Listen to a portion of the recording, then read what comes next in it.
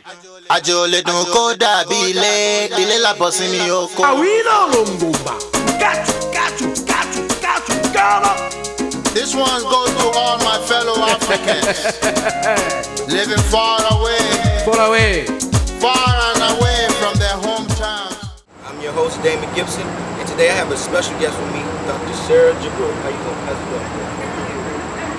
it going? She brought over a book, Ethics for Development, and she said she wants to talk a little bit briefly about this book. How did this book inspire you? It came as my word to the Mother Earth citizens, as according to my name, being Sarah, and for my faith, biblically, that's the Mother of Nations. And I just observed at the age of 60, that was put together in about 8 weeks in 2006 to mark my 60th birthday. And I thought I wasn't going to speak about myself. I was not yet done with my destiny and my purpose in life. But I thought I had a message to give my children all over the world about the importance, the indispensable relevance of good character or ethics or uprightness or righteousness in our lives, which is the key in the world today for as the foundation of development success and sustainability of development or business success in the world, and particularly being called into the field of politics. I really felt it's important that we must lift the standard of that which is upright, which is good. And if we want to talk about good governance, then we must apply a formula which I state as food plus ethics, that's good character, plus skills will equal good governance and development. That means that is food, good character plus skills. You are set from the family, from the school, your profession, to go into a profession of your choice, behave well, and contribute positively, not only to yourself, your own self-governance, but to your family, your community, the creation by God, as well as to your government. And if you are in politics, you will also observe, as you take the oath or the pledge to serve the people, you will be ethical enough to uphold your word as your honor. But this is what we lack today, maybe in parts of the world, even in Africa. I'm from Nigeria, and definitely I don't like the bad name we have that's being labeled as one of the most corrupt countries in the world. I think we really want to buzz up and intensify our focus in simple language, even at the grassroots levels, through our community transformation centers. Because I now handle in this government as the special advisor to Mr. President on ethics and values. So I combine my experience, I combine my principles in life from this book. It's continuing to be applied to our lives in Nigeria and to our lives not as a party or as the government in power to help Nigeria be called the giant of Africa. But we must be, so if we are going to be giant of Africa, then we may as well have giant principles, giant characters, set precedents and examples for other countries to see, and to change and manage our image and status in the community of nations with due respect and honor as well as dignity. Okay, now in your eyes, what age do you think values and ethics should be taught to our youth? I think it's from the womb.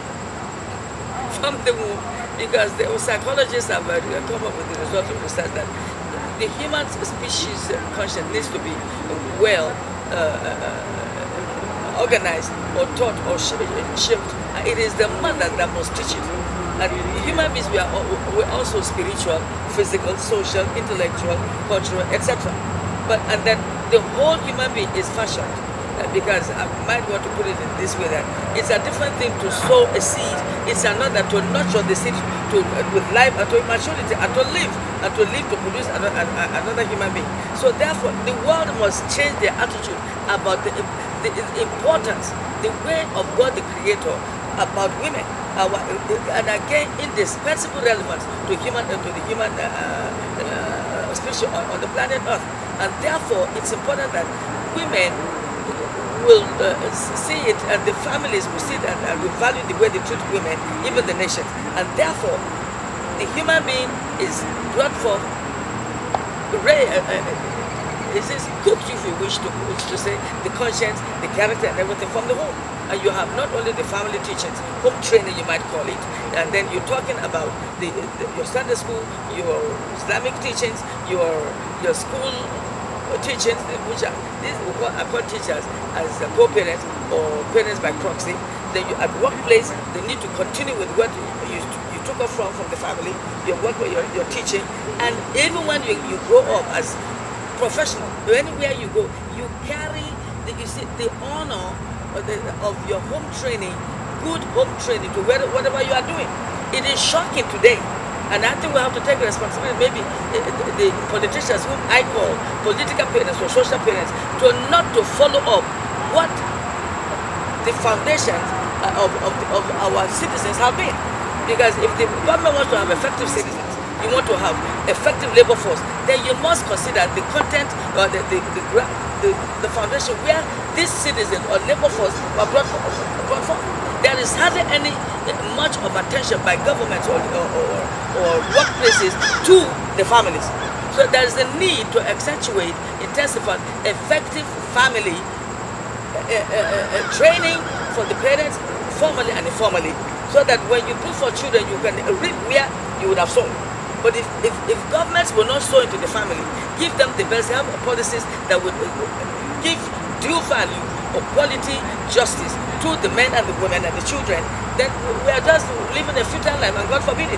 We women feel that it's high time the world understands that we are being negated, we are being insulted, we are being made victims of men's egocentrism for political power. Because we are being made widows, we are being insulted, we are being raped, we are being degraded, humiliated, and our children are now turning to be terrors against us. So it's hard time the elders and the politicians got together and to have this attitude of the attitude of goodwill. Goodwill to reduce hate, interreligious, interfaith, intergender, international, and see how we're going to grow. We own this planet together. We must grow this planet together. And when you have positively nurtured women, they bring up well-nurtured men who become husbands and wives and parents. And the life continues, but we are perpetuated more effectively. And as you are celebrating Nigerian independence, of course, for 51 years, it's high time we had some kind of tranquility. But look at what's happening. Where is the serenity for investment or for creativity by the youth? They now turn to drugs. They turn to wearing trousers way far down, dressing immorally and talking immorally, behaving immorally, going into cults and so on and so forth. They've turned against the good home training they are supposed to have done. They are supposed to have imbibed from home. Therefore, even though we have a failure situation at the moment, but I think we, the world, even Nigeria, we are teachable, we are changeable, we are transformable, we are adaptable. And believe me, we must, what we are simply saying, be ethical, do it right, be ethical, stay right, and definitely you are going to have more sense of fulfillment on the planet Earth before we start to ruin up our civilization. Our civilization inventions should not be the dysfunctional that destroys our human species. And that's why we are raising the issue of National Ethics Day and International Ethics Day. And we are taking it up, the organization called Women, Nations with Nations, we are taking it up at the United Nations. We must celebrate ethics and to see how nations can interact together ethically. And then we are going to have some more sense of fulfillment on this planet Earth with one another. For our viewing audience, October 1st is the Nigerian Independence Day, as she stated, 51 years of independence. With you being from Nigeria, can you explain how culture, ethics is taught to our youth? Your name? Yeah, it is taught vicariously, but not quite formally. And that's what we're trying to intensify the Department of Humanity and to inculcate some sense of basic philosophy that makes one feel to define that one's way of life, positive or negative, is one's culture. And because we have so many ethnic over 300 plus different languages or ethnic groups. We need the discipline, the culture of seeing the beauty in the diversities, how we can unify, and that's where the issue of ethics is important, because when you have common values, the values unify, ethical behavior harmonizes. They unite, and with North and South, and after all the independence, we are supposed to be working by the politicians to work towards these great virtues that must come in place and come to be. And that's why my job as the advisor to Mr. President on ethics and values, we are now going to what we call community transformation centers with community farms. These are our teaching laboratories. At this 51, it's hard time we got matured with the sort of values that will give us the right image for ourselves, and positively assert ourselves in the affairs of the nation and affairs of international or nation-to-nation activities, the undeveloped world and the developed world. So we have some kind of consonance, synchrony in our focus in life, and gives us some things to celebrate and not to be fighting a war all the time. And we want to rebuke those who really are sick with their egos that create wars. Ethical people don't create war. They are busy. They are worthy. They know they are worth, and they want to enjoy the worth of their lives on earth. It's only unethical people who have forgotten their home training, who have no respect for their families or their parents or their cultures, that create all these problems. And therefore, everybody should be ashamed. If your children are busy in trying to be antisocial and they are criminalized by some politicians or for business people, you should rise and protest and protect your assets for production of these children. So the young generation today must know that your change should be positive. You are moving, your renaissance should be for positive contribution and not for destruction. And may you not exhibit failure, shame, or discipline, but be willing to adopt what we might call autonomous morality, which means policing, self-policing yourself, and not necessarily be policed by the police or the law enforcement agents. One should be disciplined and mature. Common wisdom will tell you, let me be such a person that will respect myself, self-confident, and be productive and be useful, a contributive citizen anywhere I am in this planet Earth. So those of you here, and those of us back in Africa, or those of our people in Europe and everywhere, the Jews and the Muslims, for goodness sake, we carry blood and carry the milk of our mothers, and the mothers of the earth are simply saying, enough of this nonsense of killing our children. Nobody's given permission to become, we didn't give birth to slaves, we didn't give birth to terrorists, we didn't give birth to bombers, we gave birth to blessed children. Why would you turn against us? If you are angry with the political men and the mothers, what have the mothers done?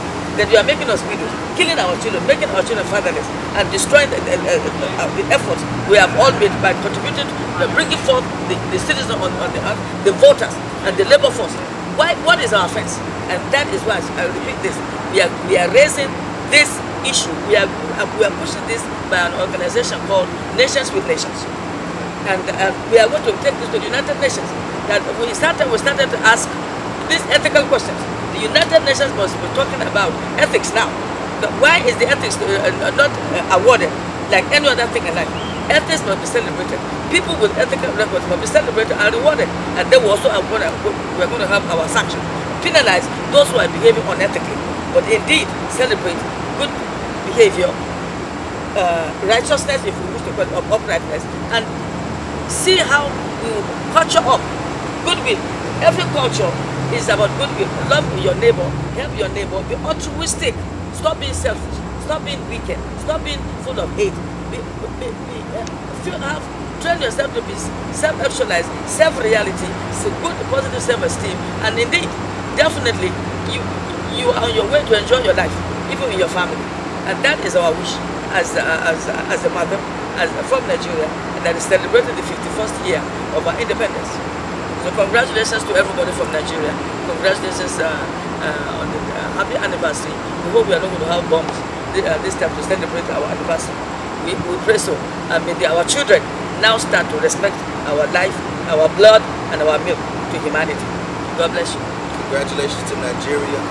Before we came on camera, you also told me that you ran for the presidency for Nigeria. Can you speak how that is, and what that meant to you as an African American woman. From the way I have spoken, it tells you that I do have committed my life, my direction, and my spirit to mothering effectively. And running for the presidency, I had the desire to sit on the first table as the president of the Federal Republic of Nigeria, as a mothering president. We've had fathering presidents, and we have seen some of our failures and imperfections. But to transform our imperfections, our delayed development, I thought if I came in as a mother with my strong faith in the capacities of the Almighty God, we can speed up our transformation in Nigeria as well as in Africa and in humanity. Now, I started this since 1993. I contested against people like Jubril, and in the primaries I came number 4 to number 3. And after that, I became a presidential candidate in a party called Progressive Action Congress.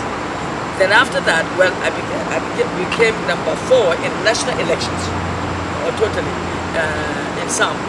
Then in 2007, I didn't contest. In 2007, that was when President Yar'Adua came. I contested also in the PDP, the same party, and well, I didn't win. President Yar'Adua came in, and this time around, I also contested against Ahab. This is my 4th time of contesting for presidency. I am positive. I am optimistic that by the time the problem gets too hot for Nigeria, they will look for a mother. They will mother them up, and I am quite patient. I'm not offended, even though only my vote, I voted for myself at that primaries. It was no shame, because I always sorry for the ignorance, the depth of the ignorance on the part of the politicians, and as well as the Nigerians who could not be convinced to put their case on the table. Even the women, who are the delegates, the ministries of women affairs, the women NGOs, did not understand what Nigeria stood for. One, we were in Mexico in 1975, in Arusha in Kenya, 1985, Beijing 1995, and 2005 in New York, all about, with the largest contingent, spending millions of dollars and naira to make the sentence of mainstreaming women into politics. This decade is declared by the decade for the African women by the AU, and these people didn't understand. And I felt so ashamed, not for me, but the fact that I had the courage to stand to make the point. And Mr. President was meant to know, Mr. President, I'm not contesting you per se, against you per se. I am standing on behalf of the honor of Nigeria. He understood that. And that was why he still had the confidence in me that I would handle the ethics and value, because it was ethical for me to stand for what I stood, despite all the opposition, despite all the mockeries, despite all that was, to show the ignorance about what the issues of women issues are, mainly mainstreaming women to politics. So why did we have women, Minister of Women Affairs? What are we talking about, 35%? Okay, the women have voted, good. Yeah, they have the 35%, including me being a special advisor. But I really feel that what's happening, Mr. President is going to know that after he's gone, there's always the next time. The next time. But it's not competition, it's an issue of offering yourself to be an instrument, as a catalyst for the change and the transformation that we need. It's going to be transformation continues when I take over as the president. But now I am busy helping Mr. President to do one of the translators of the transformation program. And I believe it's fundamental. Everybody knows it is an indispensable foundation, that ethics is the key that opens the doors for effective development. And that is the strategic assignment he has given me. And I'm faithful, I'm on oath, I will do it to the best of my knowledge, and for the sake of the God that I worship, because it's going to enable me, and definitely for the good of humanity. So I'm not talking to you because I'm campaigning. I'm talking to you as an official of the federal government of the Federal Republic of Nigeria. I'm from the party that believes power to the people. People, they are the greatest value of creation. Power is a value, using the power for the good of humanity. And that's the party to which I belong. And I believe in my heart, and all of you, my children here, and all over the world, that indeed we are going to make good definition, transformation, not only in Nigeria, but in Africa, henceforth. Once again, October 1st is Independence Day for Nigeria. I would like to thank Mrs. Sarah Jubril for coming on the program. Thank you. Talking about her book, Ethics for Development. Yes. Once again, this is Global Culture TV. I'm Damon Gibson, signing off.